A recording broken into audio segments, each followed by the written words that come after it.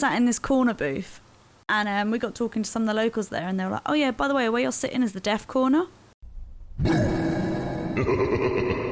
What's up, witches? Hi, I'm Claudia. And I'm Jess. And welcome to True Crime Coven.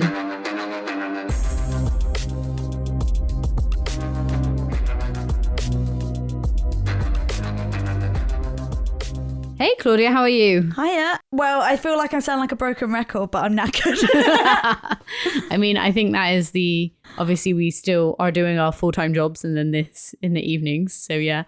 Yeah. Understandably. You've been away I was going to say weekend, but it's Thursday. No, I just got back from London. London. Londonian. You sound like you're from London. No one sounds like that in London. But yeah, so I just got back from London and I'm just a bit knackered. Fair enough. Also, the coach made me feel a bit sick. Even though I took an anti-sickness tablet, I still was like sat on the coach like, whoa. And then I had some carrot cake, which probably wasn't a good idea. But it was like calling me from my bag. So yeah, fair. Do you know what you should have done? What? Listen to our episode about the coach trip, because that would have made you feel a lot better about your coach trip. I mean, I listened to last podcast on the left. Oh, okay. So I fell asleep to Henry Zabrowski's dulcet tones, which means nothing to you, I know. But no, I once fell asleep listening to a podcast called Lore, and it's about folklore, but the guy on it's got he's got a weirdly annoying but nice voice. Yeah. And so I find it quite relaxing to fall asleep to. But he was talking about a nurse who was like chopping up her patients, and then I dreamt that I was one of the patients being chopped up by the nurse. So that was fun. It's like, have you ever fallen asleep watching the TV and the TV bleeds into your dream, like the sounds? Yeah. Yeah. And then you like dream what you can hear. When me and Mikey went to see the latest Batman with our Pats, aka the best looking person on the planet for some damn reason. It's his personality. Anyway, yeah, because I know him personally, obviously. Yep. I was really tired because I'd just come off night shift and I really wanted to see the Batman, but I was just sat there like falling asleep. So I kept on falling asleep throughout it, but then I'd wake up to all the explosions like, oh! So that was I'd just be like face. fast asleep and then just like waking up because it'd be like, boosh, boosh. Yeah. So yeah, I'm really upset. I technically haven't seen it because I slept through most of it. Yeah. But I do know one thing. Yeah. We don't like billionaires unless they dress up as bats. Yeah. Yeah. Agreed. Yeah. So yeah, you gonna regale me with tales? I am, yes. But I actually have your dad's ghost story today. Are you excited to listen to a ghost story that you already know most of? I know. Well, I am, except my dad always goes to me, do you remember that place? And it's like, yes, because I lived in it with you. Like, I didn't block out a year of my life. To be fair, he did write it really nicely. He does, obviously, he kind of refers to you as his daughter and then put in brackets, Claudia. I was like, I know. I do know. I do know. So yeah, I've kept it pretty much how he's written it. So yeah, I hope you enjoy. Okay, so this one is sent in by obviously your dad, and he's called it the Boxer Radiator Haunting. We should probably say my dad's name is Mark. Thank you, Mark. Okay, yes. Thank you very much, Mark, for your story. Bromley, once a small town in North Kent, now a suburb of London, famous for David Bowie, Enid Blyton, and the birthplace of H.G. Wells. It is also now a major retail and commercial centre, to lots of chain stores and the Glades shopping centre. Oh, and one of the strangest hauntings involving a depressed and suicidal boxer in a new apartment block built into the High Street shopping complex behind a major clothing and soft furnishing store. This was over a decade ago, and the block only a year or so old when me and my daughter, with a year-long lease, moved into a luxury, big inverted commas here, apartment. It was very much all show and no-go, with a tall radiator in the large living area and 2 bedrooms, each with an ensuite. The move was painless, bar a van and a low garage roof interface. The less said on that one, the better. Anyway, it was comfortable, if soulless, as so many new builds are. I lived there full-time, whereas my daughter lived there more part-time. From early on I felt unsettled, but being a middle-aged man and a supernatural skeptic, I said nothing and I went about normal life. Internally, putting up with the increasing unease and concern about spending nights alone in the apartment, but I was never sure why. As the anti-hero in the unsettling Bret Easton Ellis novel Luna Park experienced, I would regularly, although not every night, awake at 3:15 a.m. with a feeling of dread and terror, hearing a rattling coming from the large radiator in the living room, just a few meters from my bedroom. Sometimes the radiator in my ensuite would also judder, seemingly in sympathy. It's just central heating, I hear you cry. Get over it. Despite having long dismissed all things ghosty and ghouly, and the fact the block was not built on a plague pit or a native Indian burial ground, like in the classic film Poltergeist, I couldn't shake a strange feeling of dread that pervaded the bedroom. And when I eventually sneaked into the living room, the radiator appeared to be juddering. Hey, dodgy plumbing, I hear you cry again. That dark feeling in the flat was often apparent, and random baby cries were heard at all times. But maybe that was just a Bromley thing. My mood got grimmer, and a normally upbeat nature was dissipating. Within several months, the desire to break the lease and find someone new became overwhelming, and the thought of the sick building syndrome became the justification within my troubled head. I left some time short of my lease end date and took the financial hit, just as the place felt wrong and frightening, and I did not know why. In this next section, names are redacted to protect the surviving family members and other parties. A couple of months after having moved into my new apartment several miles away, I read an article in the local press about the case of a young boxer who committed suicide in Bromley a year before I'd moved into that very apartment. A young boxer, Olympic gold medalist no less, had been moved into the Bromley apartment block by his manager, the very apartment that I had unknowingly moved into a year after that boxer's death, the death being unknown to me. The boxer had mental, well-being and financial problems, and he had hung himself from the tall radiator in the middle of the night around 3 a.m. His body was found the next day, and after a clean-up, a hush-up, and some time, the flat was put back on the rental market. A new inquest had opened up months after my departure and reported. I had unknowingly rented that flat and felt uneasy throughout my stay, and I did not know why until I saw the article long after leaving, and my skepticism was destroyed. The radiator had not forgotten, and the other radiators within the apartment had come out in sympathy. It was not bad plumbing, but the tortured soul of a young boxer with self-doubt and concerns. So, I lived in there as well. Yeah. And a bit of a spooky thing about it was when we first moved in, I didn't have a bed yet. We're waiting for my new bed to come. Yeah. And I decided to sleep with the sofa pushed up underneath that radiator. Ooh. And so I think in one of our earlier episodes, we referenced me sleeping underneath a haunted radiator. And that was the missing link for everyone. And I'm sorry that this is... It's taken so long to go back. Yeah. So we did record this episode before, and then we lost the episode. Yeah, much to Claudia's dad's disapproval. Yeah. Sorry about that. Yeah, it was a weird place. So do you remember it quite well? Yeah, I could tell you exactly where it was. I know what the name of the street was. Oh, really? So, yeah. But it was very central. That's why I liked living there, because it was literally like... Yeah. It had its perks. Yeah, I didn't mind it that much, but clearly it bothered my dad. So. Yeah, fair. If he upped and left early. Yeah. He didn't see his lease through. I think if I had known, it was... But yeah, it definitely had a weird feel to it at times. Oh, okay, yeah. And I think it did say things to my dad, but... Yeah, I guess, as he said, he was, like, he didn't believe in anything before this. So. Yeah, so my mum...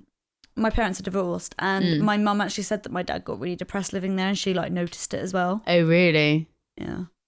Oh, bless him. Well, I hope he's. Right, I was going to say I hope he's in a better place now. Yeah, it's fine. Yeah. Oh, good. Thanks, Dad. Right, are you ready for the next story? Yes. So I actually have like a little cryptid sandwich again this week. Because I know how much you like them. I like my cryptid filling. You just reminded me I have coleslaw downstairs. You look so excited. I love coleslaw. So our cryptid story. Cryptid coleslaw. Cryptid coleslaw. If that's what you want in your sandwich today, that's fine. I'm going to tell you about Disney's first princess. Do you know who Disney's first princess is? And actually first classic, like a movie that they did. Oh, I do, but only because we recorded this before. So. It's okay. Well, it is Snow White. I was really worried then that I was actually going to be wrong, and it'd be like Pocahontas. So, as you may or may not know, Snow White wasn't always like originally a Disney film. It was actually a Brothers Grimm tale, and it was believed that this tale was actually based on a real person called Baroness Maria Sophia von Erthel. Now, I'm going to have to apologize in advance. There's a lot of like German words in here. So yeah, apologies in advance if I mispronounce anything. I mean, I don't know how familiar you are with the story of Snow White, but for anyone who doesn't know, where have you been? But she was the fairest maiden of the land, or so was the opinion of a talking mirror, which angered her evil stepmother, who then decides to kill her to become the fairest in the land. So Snow White just smash the mirror, really. Yeah. Snow White then has to leave, obviously, because she's trying to be murdered. And she's trying to be murdered. Trying to be murdered. About to be murdered. I'm trying to get murdered here. Someone is trying to murder her. And then she goes to live with 7 dwarfs who work in mines. Her stepmother then decides the best way to kill her is to poison her with an apple. And then Snow White is in a coma inside a glass coffin. She gets kissed by a handsome prince and they all live happily ever after. Yeah, so I feel like everyone does know the story of Snow White. Mikey hasn't seen the film. My boyfriend doesn't watch most Disney films. So, who was Baroness Maria Sophia von Oerthel? And I'm going to stop using her full name and I'm just going to call her Maria But it Sophia. rolls right off the tongue. We could be here till Friday morning if I use her full name every single time. So, she was born on the 15th of June, 1729 in Lohr am Main, Bavaria. Nailed it, mate. It sounds so good in a Bristolian accent as well. Lohr am Main, Bavaria. Bavaria. Yeah, apologies to the Bristolian accent. It is not a nice accent to be reading German in. Or any other language, even English. So Maria Sophia's father was Baron Philipp Christoph von Oerthel, and her mother was Baroness Maria Yvonne von Bettendorf. Yeah. They all roll right off the tongue. I know. To be fair, great names. Oh yeah, very fancy. Very fancy. You can tell they're like royal. Aristocat. Yeah. Aristocats. Good film. I was going to say, you're really following in Disney here, aren't you? Maria Sophia was described as a girl of unusual loveliness and someone who was charitable towards the poor and suffering. Even in her family's memoirs, she is described by family members as an angel of mercy and kindness. Although her father wasn't a king, he was so well known in Lohr and the surrounding areas that he was treated like one. And from that small description of Maria Sophia, even though she wasn't a princess, she does sound like a fair maiden with a kind heart and is clearly princess material. In 1743, when Maria Sophia was just a teenager, her mother sadly passed away, and her father went on to marry Countess Claudia Elizabeth Countess Claudia Elizabeth Maria von Richenstein. Although I have a feeling because it is German, it's probably Claudia, not Claudia. There can only be one. There can only be one Claudia. But yeah, another great name. This is where the first similarity begins. So she now has a stepmother, but it was well known that her stepmother had a strong dislike of Maria Sophia and all of her siblings. Really playing into that evil stepmother stereotype. Yeah, I know. Break the mold, girl. Countess Claudia would actively exclude Maria Sophia and her other siblings from everything that she physically could, and she would favour her own children over her stepchildren. This is a little bit off topic, but I think I would suit the title Countess. I think you would too. The castle where they once lived is now a museum and was home to a famous mirror. It was famous as it was uncommon for mirrors of the 18th century to be this perfect. It had an extremely smooth and even surface. Lohr was famous for being the centre of glassware and mirrors, with Philip, Maria Sophia's father, being the owner of one of the biggest mirror factories. The mirrors thought to have been a present from Baron Philip to Countess Claudia as a wedding present, and it was referred to as the talking mirror because apparently it always spoke the truth. Now, I believe this is because, as they said, it was like really smooth and even, so it was probably gave you quite an accurate representation of what you look like compared to other mirrors of the time. Okay. So yeah, that's what I took from that. I'm not sure if that's true. So the mirror was also said to have intricate details and inscriptions within the frame, one of which being, now I'm not sure if I'm saying this correctly, so apologies in advance, amour propre, which is French for pride. Now, I don't know if that means to have pride in your own appearance or if it was the craftsman having pride in his own work, but it's also thought that the glass coffin that Snow White laid to rest in was in reference to this region's famous glasswork as well. So a lot with the mirror and the coffin frame. Yeah, because it is kind of weird to have a glass coffin, actually, Yeah. now that you mention it. Yeah. Can you imagine if you went to your nan's funeral? In a She was glass coffin. coffin. Yeah. So yeah, that would be a bit weird. So yeah, I think this is where the similarities come from, is that obviously her father owned a glassware factory, made a really nice mirror, which had inscriptions around the edges. It was called the Talking Mirror. And then she was obviously buried in a glass coffin, which... Well, she wasn't buried in it. Oh no, she wasn't. She was laid to rest. And then she awoke. Could be a coincidence, could be a bit of a nod to it. Yeah, because I mean, yeah, as you said, you wouldn't really normally have a glass coffin. Yeah. Are you ready for more similarities? Obviously, having a stepmother who hates you and actively goes out of her way to make you feel unwanted and unwelcome isn't going to make you want to stick around at home. So it is thought that Maria Sophia did leave home, and it was thought that she went to live with her uncle instead. So a lot of the articles that I read about this thought that she went to live in a town just west of Law called Bieber, which I did double check the pronunciation of this one, because I was like, surely it's not pronounced Bieber as in Justin Bieber, but it is. So, and it is spelled the same as well. So when you wanna say yes. I don't actually know many Justin Bieber songs. To leave Law, Maria Sophia would have had to travel through a forest, which was notorious for robbers and dangerous wild animals. And she would have had to cross 7 hills. I know the scary forest is obvious in the Disney film, but the 7 hills apparently were made reference to in the Brothers Grimm tale and not the animated film. So the scary forest is more Disney, the 7 hills is more Brothers Grimm. Oh, okay. So it was a little bit of a truth to the journey she would have had to made. Going through a forest is scary at any point. Yeah. But I can imagine, especially in the days where there was more like such a thing as highwaymen and stuff. Yeah, definitely. And not be funny, we can have like torches and stuff now, and we know to like travel in groups, but like back then they wouldn't have really had torches. It would have to be like a fire. Also, like we a would candle. probably go round a forest now on a road. Yeah, true. We wouldn't go straight through it. So yeah, that's bringing more similarities there, but also it does get a bit stranger. So Bieber was a mining town where most of the working miners were small men or children, because they were the only ones small enough to fit within the mines, because obviously they had small tunnels. And they would often wear bright coloured hoods so that they were visible, and it's suggested that this is where the idea of the 7 dwarfs come from, because obviously they're miners and they wear really bright colours. Do you reckon the 7 came from the 7 hills? Maybe as well, just to round it all up. They were probably trying to think of names for it and got to 7 and thought, that's enough, innit? Yeah, I can't name them all off the top of my head. I always forget one. Sneezy, Grumpy, Bashful, Dopey, Doc. 2 more. I forgot we said. Grumpy, Happy, Angry. Happy. No. Happy. Angry isn't one. Angry isn't one. See, we always forget one. Sneezy? Have we said Sneezy? Sneezy, Happy, Bashful, Dopey, Doc, Grumpy. Grumpy. See, there's always one.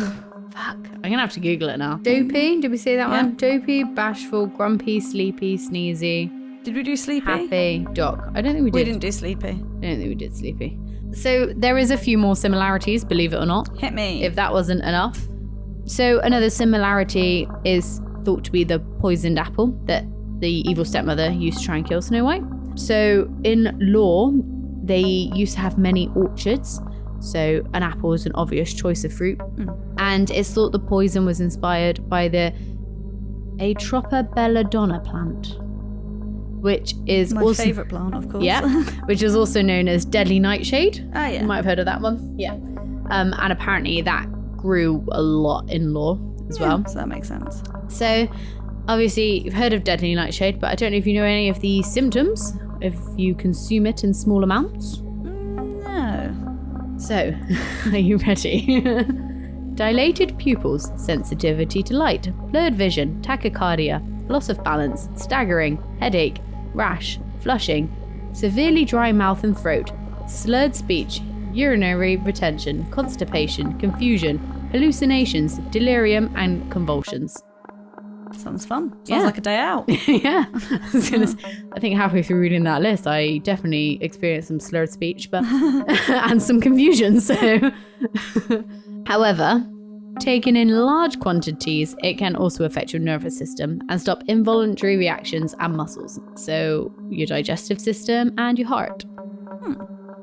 Hence, it would put you in a coma. So it would make sense that that's maybe what poisoned Snow White. And as everyone knows, when someone's in a coma, you wake them up by getting a handsome person to kiss them. Obviously, that's what we do on ICU all the time. Yeah. Yeah, that's how we get everyone out of a coma.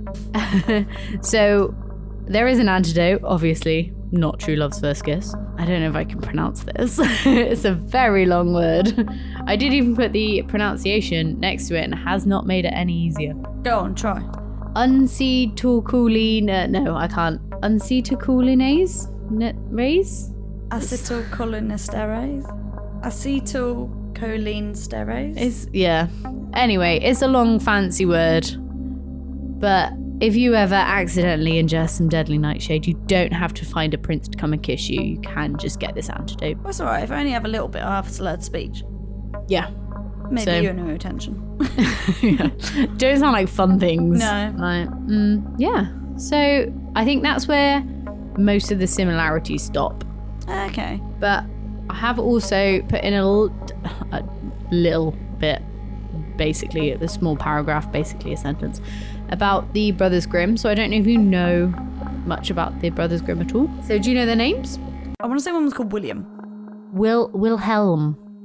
Close enough. And Jacob was the other one. So they originally published Snow White in 1812, and then the film adaptation was made in 1937. 37. You were so confident then. You're 54. No, shut right down. 1937. Okay. 1937. And it was Disney's first film. Obviously, you can imagine there are a lot of differences between the original tale and the Disney film. As you know, like Brothers Grimm is quite dark and Disney is for children. So in the original tale, the evil queen asks the huntsman to bring back Snow White's internal organs to 1, prove in fact that she is dead, and 2, she wants to eat them to become the most beautiful woman in the land. Because, you know, killing someone and eating their organs gives you their beauty. And apparently the Brothers Grimm did actually take a lot of inspiration for their tales from local stories, like folklore kind of thing. And apparently they only lived about 50 miles away from Laura, so it was quite likely that they would have heard of Maria Sophia just through word of mouth and then just written a tale similar to her life. Yeah, makes sense. Checks out. Yeah. Unfortunately, though, she did not have the happy ending that we see in the Disney movie. Okay. She did not find her Prince Charming and marry him. But she actually, unfortunately, suffered quite a horrific accident as a young woman, which caused her to lose her eyesight. Oh. Though she was blind from quite a young age. But she survived and she died in 1796 at the age of 71. Which is quite old for that time. At that time, yeah. I mean, it's not bad innings now, really. No. It's young, but still, yeah, you can still lead a good life up to 71. So a lot of people did think of her as a spinster, and she died in a convent in Bamberg. So her gravestone was actually initially placed in a church, but sadly it was demolished in 1896. But it has since been rediscovered, restored, and donated to a museum. So it was like including her body or just the gravestone? I think just the gravestone. So yeah, 100 years later, it was demolished and then restored. I wonder where her body is then. Well, probably in the same place, but I mean, wonder where that is. So you might also be wondering why everyone is so excited about her gravestone as well. So it's not only believed that she was the inspiration for Snow White, but in 18th century Germany, it was actually, as you could imagine, a very male-dominated society. So the fact that she was given her own gravestone was actually really, really rare. Okay. And a lot of women didn't even get gravestones or proper burials. So I think it just showed the influence on society that she must have had. Yeah. It doesn't really say what that was, but obviously it said that she was a really nice person. She was obviously quite charitable. So, and the church obviously wanted to have that recognised in some way. Yeah, that's cool. So yeah, she sounded like a great person. Also, I love how like any unmarried woman is a spinster, but any unmarried man is like a bachelor. A woman's like a spinster. It's like, very different societal roles. I do actually have the inscription that was written on her tombstone, if you want to hear it. Of course. The noble heroine of Christianity, here she rests, the victory of faith, ready for transfigured resurrection. Sounds like a bit of a Jesus resurrection. Yeah, I don't really know what it means, but, you know. Decode that for me. But yeah, I think it's safe to say that there still are quite a lot of similarities to Snow White, and she clearly was a good person. So yeah. Oh, well, thank you for that. It's all right. We definitely should explore the Brothers Grimm a bit more. So, are you ready for the third and final story? What bread have you got for me? This is the second one that was sent in by Brandy Severin. She actually sent 2. Well, she sent 3. 2 were very, very short, so I've combined them in 2 on this one. I don't even remember hers from last week. She went into with her place. with her 2 friends. Yeah. So Bernie Sanders. Yes, so I have to bring that up because again in this story she is with Mike and Bernie. So okay. Yeah, that's why I brought it up. But thank you, Brandy, for sending this in. These are 2 mini stories, so 2 for the price of 1. So the first story is called Tap, Tap, Tap. Mike, Bernie and I, again, were hanging out. We like to drive around cemeteries late at night looking for ghosts and such. This particular night, we were at a large cemetery towards the entrance. Bernie was driving, Mike was in the passenger seat, and I was in the middle behind them. It was during one of the warmer months, so we had the windows open. Tap, tap, tap. It started at the front and moved up the hood of the car. Tap, tap, tap. It moved up the windshield and across the roof, so it was directly above us. And then tap, tap, tap. It moved down the back window and over the trunk. I've never seen someone drive so fast out of anywhere before in my life. We didn't stop driving until we were clear and far from the cemetery, and we never went back. Yeah, that's quite a creepy one, isn't it? Also, she said, they don't say that they see anything. Yeah. So imagine just hearing that and you can hear it moving. In my head, it's like a little bird being like, doo-doo-doo-doo. Yeah, no, I think in a cemetery, it's probably more than a bird. Also, if it's a bird, I feel like they would have seen it. No, I know. But yeah, very creepy. The last one, which she has named Grandad. Ominous. Mm-hmm. I went to visit my boyfriend for the weekend. His main floor living room was split into 2 sections, the TV room and the stereo room. He went into the kitchen to grab drinks and I sat in this gorgeous armchair in the stereo room. Suddenly, I felt an ice-cold sensation move through me, slowly moving from my back to my front. It felt unearthly, to say the least. I jumped and I kind of freaked out. What the fuck was that? To which my boyfriend replied, "Oh, that's just my granddad saying hello. He passed away in that chair that you're sat in." And that's the end of the story. You know what that reminds me of? What? Me and Mikey went away to Bath for the weekend. Yeah. But sort of the countryside bit of Bath. We went to the pub for some food and for some drinks. Yeah. And Lovely. we sat in this corner booth. And we got talking to some of the locals there. And they were like, "Oh yeah, by the way, where you're sitting is the deaf corner." And we were like, Lovely. "What?" And they were like, "Oh yeah, loads of people have sat in that corner and just died." Well, I'm happy that you didn't die. And we were like, "Oh, okay, we didn't move. I'm not gonna lie, it was comfy." So yeah. I mean, I would sit there and die, but yeah, maybe people know that it's comfy, and if you're gonna die anywhere, die somewhere that you love and is comfortable. People say we've made them comfortable. Well, yeah. Yeah. So fair enough. But yeah, that's never nice to hear that you're sat in the deaf corner. I know. It's nice to know that the locals have labelled that corner as the place people go to die.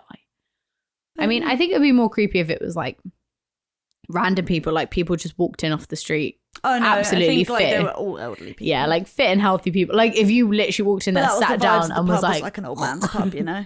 Yeah, it was very much a local old man's kind of place. Sounds cute though. We were just there because we're staying in an Airbnb nearby. Yeah, fair enough. Oh, so yeah. Well, thank you, Brandy. Thank you, Brandy. And thank you, Dad. Sorry that I've got a horrible Bristolian accent saying your name's all Brandy. But yeah, she's got some very creepy stories. Oh, have we got more? No, unfortunately, they're the only 3 that she sent. Well, we'd love to hear more. Yeah. So also, I'm pretty sure, I can't remember which friend she said it was, but one of the 2 friends that she was with she said started up like a paranormal. Oh, I remember, yeah. Yeah, so I'm like, We need to find her on Reddit. And yeah, to be fair, I think she did email separately, so I might reply to her email and just be like, hey. Well, thank you so much, Jess. You're welcome. Anytime. Come back in a fortnight for more spooky stories. Yeah, and of course, next week we'll have a true crime case brought to you by yours truly. I'm very excited to get a week off, not having to do any more writing. Well, thank you so much, everyone. And remember, stay spooky. Hey guys, if you have a ghost story or a case suggestion, please email us, truecrimecovinpod@gmail.com. You can also find us on Twitter at True Crime Coven or on Instagram and Facebook where we are at True Crime Coven Pod. Also, it would mean the absolute world to us if you could rate us wherever you're listening to this right now, be it Spotify, Apple Music, or if you're on YouTube, give us a little thumbs up, click that bell, get notifications every time we post. Subscribe to us wherever you get your podcasts from. Make these two witches smile. Thanks, witches.